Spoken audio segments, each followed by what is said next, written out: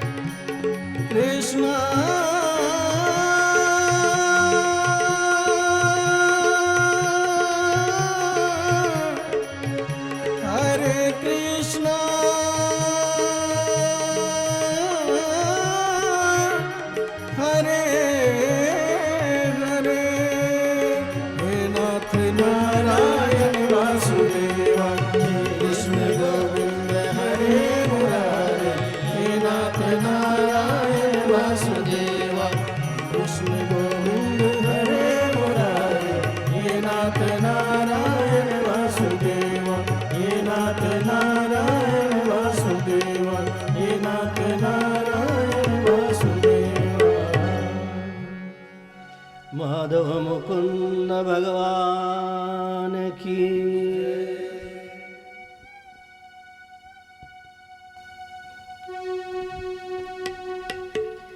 परमाध्यक्ष सर्वांतर्यामी आप्तकाम पूर्णकाम भक्तवांछा कल्पतरु माधव मुकुंद घनश्याम अनंत बलवंत संत श्री हनुमंत लाल जी महाराज इस दास का बंधन स्वीकार करें। परम पवित्र पावन श्री माधव मुकुंद के दिव्य चरित्र कि इस पवित्र सरिता में निमज्जन हेतु बैठे भगवत कथा रस रसिक वृंद, भक्ति स्वरूप स्नेह में माताएं बहनें, वह इस पावन पुराण के आज सप्तम दिवस के सत्र में प्रधान यजमान की भूमिका में विराजमान हमारे परम सम्माननीय त्रिपाठी जी, सम्माननीय माता जी, समस्त त्रिपाठी बंधु, सम्मानित त्रिपाठी परिवार, वह त्रिपाठी जी के भी आदरणीय सम्माननीय समस्त अतिथिगण, रिपीट कम करो। आइए, बहुत गई थोड़ी रही, अब तो थोड़ी बीती जाए। एक वर्ष पहले से तैयारी थी, सुनना है सुनना है सुनना है, और आज से ये सोचना है भंडारा करना है करना है करना है, और भंडारे के दिन ये सोचेंगे अब भेजना है भेजना है भेजना है। इसी का नाम है संसार है, संसरति संसार है, जो खिसकता रहे। जैसे कल था आज वैसे आप नहीं है, न हम है, न समय है, न परिस्थिति है। जैसे आज है ऐसे कल रहेंगे निश्चित नहीं है। बदलने का ही नाम तो संसार है। आज आप बहुत सुखी हैं, कल हो सकता है इससे ज़्यादा सुखी हों, या ये भी हो सकता है इससे ज़्यादा भी दुख आपके जीवन में आ जावे। मेरे गोविंद का चरित्र केवल सुनने के लिए नहीं है, हर एक कथा में कहीं न कहीं भाव छिपा है, प्यार छिपा है, रिश्ते छिपे हैं, दर्द छिपा है, अपनेपन पराईपन का, सामाजिक कुरीतियां भी छिपी हैं। उन कुरीतियों से कैसे लड़ा जाए, ये है माधव मुकुंद के जीवन का इतिहास बना है। लेकिन अभी तो बाल लीला ही चल रही है। जीवन में सबसे सुखद अगर कोई जीवन है तो वो बचपन का जीवन है। एक जगजीत सिंह शायद शरीर छूट गया, उसने लिखा था ये बचपन, ये दौलत भी ले लो, ये शोहरत भी ले लो, सब ले लो, लेकिन इसके बदले में जो मैं मांगू वो दे दो। लोगों ने कहा इन सब के बदले में तुम चाहते क्या हो? कहीं मगर मुझको लौटा दो बचपन का सावन, वो कागज की कश्ती, वो बारिश का पानी। आपके पेट में, आपके जेब में 10,000 50,000 की गड्डी डाल दी जाए तब भी चेहरे पे मुस्कान नहीं आएगी, है फालतू, कल तक खत्म हो जाएगा। लेकिन एक नन्हे से बच्चे को 1 रुपया दे दो तो दिन भर मस्त रहेगा। हाँ, 1 रुपया मेरे पास, सबको दिखाएगा 1 रुपया मेरे पास। बचपन बचपन होता है, बचपन हर गम से बेगाना होता है, अनजाना होता है और दीवाना होता है। अभी मेरे गोविंद बचपन की ही क्रीड़ा कर रहे हैं, लीला कर रहे हैं। समझने वाले समझ सके, सब लोग नहीं समझ पाए। त्रेता में मेरे प्रभु ने 99 रास किया था चित्रकूट में। 100वां रास कर रहे थे, उसी समय जयंत आया और बिगाड़ दिया। ये रास का मतलब क्या है? रास का मतलब माने रसो वैसा हम लब्ध्वानंदी भवती। जागवल्क स्मृति में आती है कथा कि रस स्वरूप ही परमात्मा है, रस ही परमात्मा है, रसो वैसा। और उसको पाने के बाद में हम लब्ध्वानंदी भवती, उसको पाने के बाद व्यक्ति आनंद में डूब जाता है, फिर कहीं उसे जाना नहीं पड़ता है। एक जो 100वां रास करना चाहते थे वो नहीं कर पाए जयंत के आगे। और दुनिया के दृष्टि में ये रास है, लेकिन सच तो यह है, काम और श्याम के बीच में मधुर कला है। काम को लगता है कि भले ही हमें समाज एक नंबर पे ना रखे, लेकिन सच तो यह है कि जो एक नंबर पे रहने वाले हैं उनको भी नचाने की क्षमता मेरे में है। भगवान शिव भी कभी काम से ग्रसित हो सकते हैं, किसी को विश्वास है, लेकिन नहीं, वो भी पड़ गए चक्कर में। काम के चक्कर में नहीं पड़े, ठाकुर के मोहनी रूप के चक्कर में पड़े, लेकिन पड़े तो कहीं ना कहीं किसी प्रकार से। कबीर कहते हैं, केकर जिया मरबो चुदरिया रंगाई के, ब्रह्मा के मार्यो विष्णु के मार्यो शंकर के मार्यो मोहिनियां बनाई के। ये माया बहुत प्रबल है, और एक तरफ माया है और एक तरफ काम भी अपने को कम नहीं समझता है। भगवान से कहा कि प्रभु आप अपने आप को एक नंबर पे मानते हो? प्रभु ने कहा मानता नहीं हूं। काम ने कहा मुझे कुछ चीजें दे दो, और इसके बावजूद भी अगर एक नंबर पे आप रहे तो हम आपके चरणों में लटक जाएंगे। गोविंद ने कहा लटकोगे नहीं, हम तुम्हें उल्टा लटका देंगे आकाश में। काम ने कहा मैं शर्त स्वीकार करता हूं, चाहिए क्या तुम बोलो। काम ने कहा कि वर्ष में एक रात्रि ऐसी होती है जो काम को बढ़ाने वाली होती है।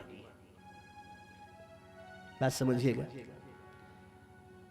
पूरे वर्ष में एक रात्रि ऐसी आती है पूर्णिमा की, जिसमें अति विकार मन में प्रकट होता है।